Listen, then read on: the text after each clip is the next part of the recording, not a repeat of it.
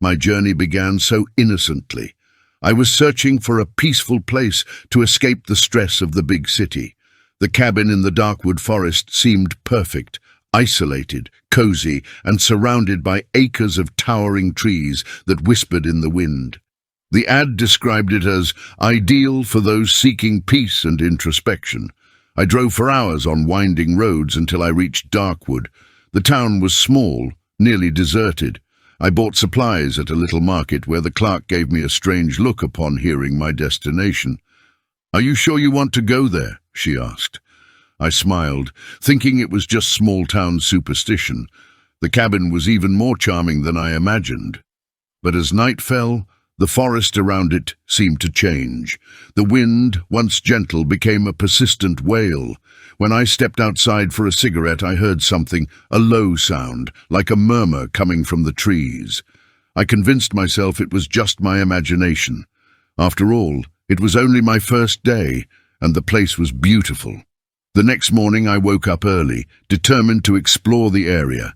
I grabbed my backpack, a bottle of water, and a map of the forest I found in the cabin. The sun filtered through the treetops, casting mesmerizing patterns on the ground. After an hour of walking, I started noticing strange things. Large, disproportionate footprints crossed the trail, bigger than any animal I knew. They seemed to move in circles, as if the creature had been stalking the area. Further along, I found an old oak tree with deep marks on its trunk, as if massive claws had raked its surface. When I touched the marks, I felt a faint pulse, like a slow heartbeat. A chill ran down my spine, and I decided to head back to the cabin. That night, the whispers returned. This time they were louder, almost human. They seemed to form words, but they were too faint to understand. On the third day, I decided to go into town for answers. At the market, an old man named Elias approached me as I was paying. "You heard them, didn't you?" he asked bluntly. I told him about the whispers, the marks on the tree, and the footprints. He nodded slowly, as if he already knew everything. "Darkwood is not an ordinary place," he said. "The forest holds secrets, things that don't belong in this world." Elias shared stories of people who had vanished, screams heard in the darkness, and an entity known as the Guardian. "They say it protects the forest, but at a price," he said, his voice trembling. I should have left everything behind then and there. But something about the forest pulled me in, like an invisible magnet. That night, the whispers became impossible to ignore. They filled the air, hissing words I could now make out. "Come, see." It was as if something was calling me into the forest. I grabbed a flashlight and stepped outside, against all common sense. The trees seemed taller, the branches more entangled. The trail I had followed earlier looked different, as if the forest had shifted its shape. I walked for hours until I stumbled upon a clearing. In the center was a formation of stones, arranged in a perfect circle. In the middle of them stood a tall, hooded figure. Its presence was overwhelming, as if it absorbed the light from my flashlight. "You came," the figure said, its voice a deep echo that seemed to rise from the earth itself. The Guardian, if that's what it was, explained that Darkwood was an ancient place, far older than any town or civilization. The forest was alive, and it was his to protect. "You have trespassed on sacred ground," he said, "and now you must make your choice." He extended a bony hand, pointing to two paths in the forest. One leads to freedom, the other to truth. I don't know why I chose truth. Maybe it was curiosity, or maybe something in the Guardian's voice compelled me. When I stepped onto the path he indicated, I felt the weight of the world shift. The path led me to a realm unlike my own. The forest was darker, the trees twisted like claws. The shadows seemed alive, moving at the edges of my vision. At the heart of this place, I saw something impossible, a gigantic tree with trunks that pulsed like veins. Its roots emerged from the ground, intertwining in grotesque shapes. At its top were faces, hundreds of them, contorted in expressions of pain. The Guardian appeared again. "Everyone who challenges the forest becomes part of it," he said. "You belong to this place now." I woke up in the cabin, sweating and gasping for air. For a moment I thought it had all been a dream, but the marks on my arm and the forest's scent on my clothes told me otherwise. I could leave, try to forget it all, but I knew it wasn't that simple. The Guardian had planted something in me, a connection to Darkwood that I couldn't sever. That night, the whispers began again, and this time I didn't resist. I grabbed my flashlight and walked into the forest, knowing I would never return. Darkwood wasn't just a forest, it was a living entity, consuming the curious and turning them into part of its essence.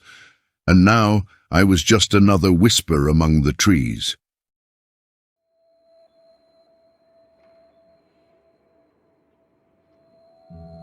When I received the job offer in Greystone, a small town surrounded by vast forests, it felt like a gift from fate.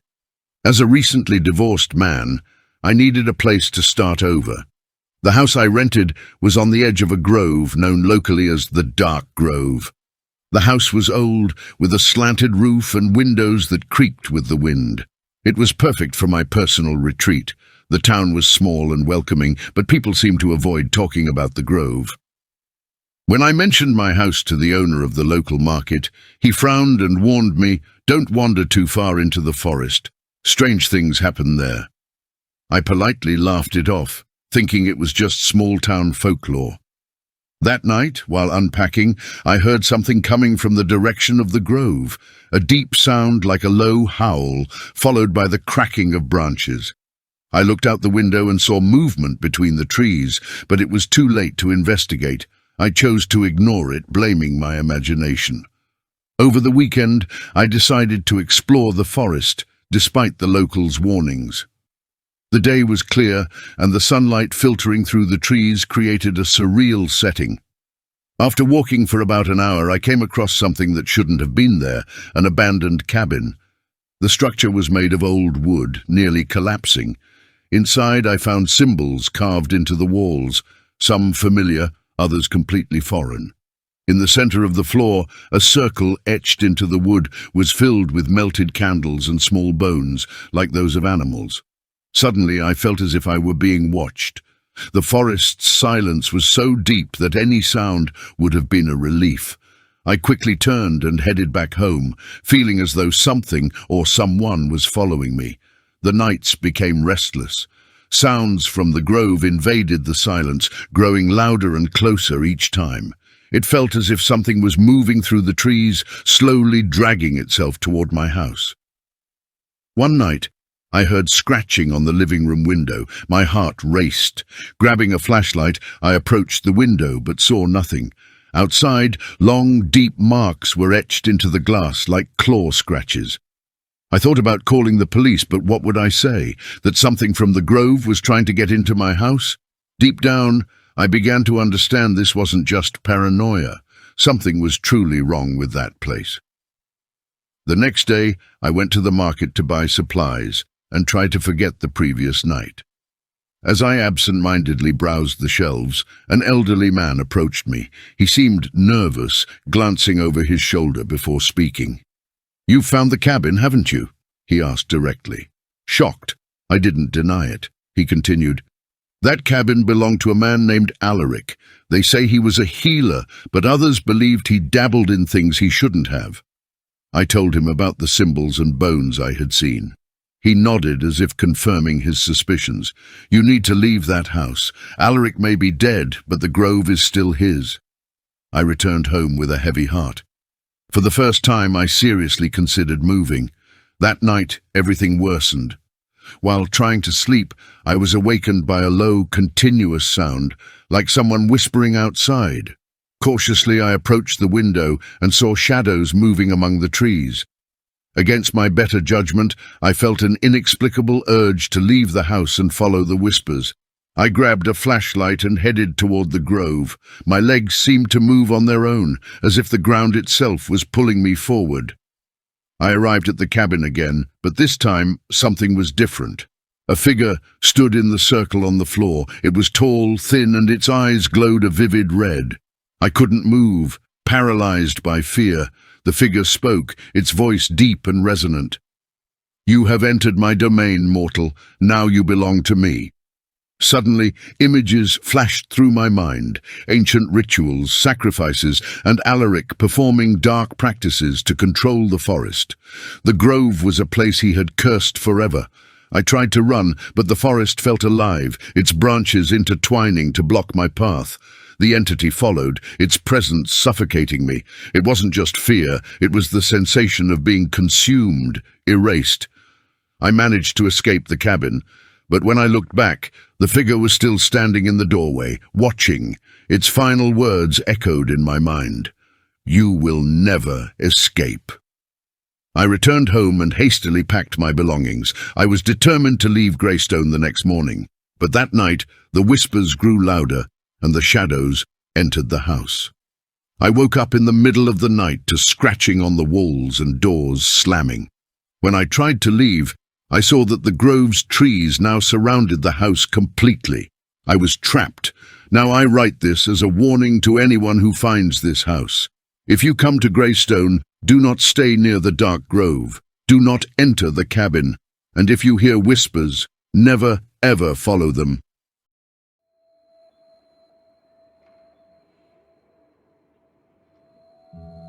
After a tumultuous divorce, all I wanted was to start over.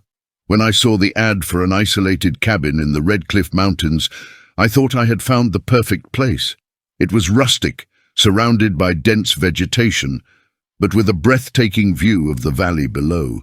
The price seemed too good to be true. The realtor, a taciturn man named Sam, was evasive about why the property had been vacant for so long. "Some people say it's because it's too isolated," he commented, avoiding my gaze. I ignored it. To me, isolation was a feature, not a flaw. As soon as I moved in, the tranquility seemed perfect. The night breeze carried the scent of trees, and the silence was interrupted only by crickets and the distant howl of a coyote. It was everything I needed until the first signs began to appear. On my second night in the cabin, I was awakened by a distinct sound, footsteps on the front deck. Still groggy, I grabbed my flashlight and went to check, but there was nothing there. The wooden planks looked weathered, but they clearly showed barefoot prints, too large to belong to any ordinary human. I convinced myself it was just some animal. The following day was uneventful, but that night the footsteps returned, this time accompanied by a faint scratching at the door. My heart raced. I called out, "Who's there?" Only silence answered. The next morning, inspecting the deck again, I noticed the footprints ended abruptly, as if whatever had made them had vanished into thin air. At the local market, I decided to ask the cashier about the cabin. The woman, a middle-aged lady, widened her eyes when I mentioned where I was staying. "That cabin belonged to old Elias," she said in a hushed tone. "He disappeared about 5 years ago. No one knows for sure what happened." I returned home with a growing sense of unease. Who was Elias, and why did no one seem willing to talk about him? I began searching the cabin for clues about its former owner. In the dusty attic, I found a trunk containing some letters, an old lantern, and a notebook filled with notes. Elias's writings were disjointed, but they all mentioned something about the Watcher. According to him, something lived in the mountains, something that observed and waited. That night, the wind began to howl, carrying a strange sound, almost like whispers. I tried convincing myself it was just my mind playing tricks on me, but the sounds seemed to form words. I went out to the porch, and my flashlight illuminated something that made my blood run cold. A tall, hunched figure standing at the edge of the clearing. Its eyes reflected the light like an animal's, and its skin looked too thin, almost translucent. When I pointed the beam directly at it, it vanished into the darkness, as if it had never been there. The next morning, the footprints were back, larger and deeper than before. I decided it was time to leave. This wasn't just paranoia, something was truly wrong with this place. But when I tried to start my car, I found the battery was dead. There was no cell service, and the town was a long walk away. I spent the entire day trying to calm my mind, but the isolation now felt like an oppressive weight. That night, the sounds intensified. They seemed to come from all directions, as if the forest surrounding the cabin was alive. Suddenly, I heard a loud thud from the attic. I climbed up slowly, holding a piece of wood as a weapon. Elias's trunk was open, and the notebook lay on the floor, its pages turned to a drawing. It depicted a figure that looked eerily similar to what I had seen in the clearing. That night, the figure returned, now closer to the house. It stood still, as if waiting for something. Summoning my courage, I went outside with the flashlight and a knife. As I approached, I saw its eyes glow faintly red, and its mouth curved into what looked like a smile. It moved forward slowly, each step making the ground around me tremble. My mind was in chaos, a mix of terror and an inexplicable sense of surrender. When I shouted, demanding to know what it wanted, it simply pointed toward the attic and vanished. I rushed back inside and climbed up. In Elias's trunk, I found a key and a note. If you've made it this far, it's already too late. The Watcher never lets anyone leave. The next morning, I burned the key and packed my bags. I left Redcliffe and never went back.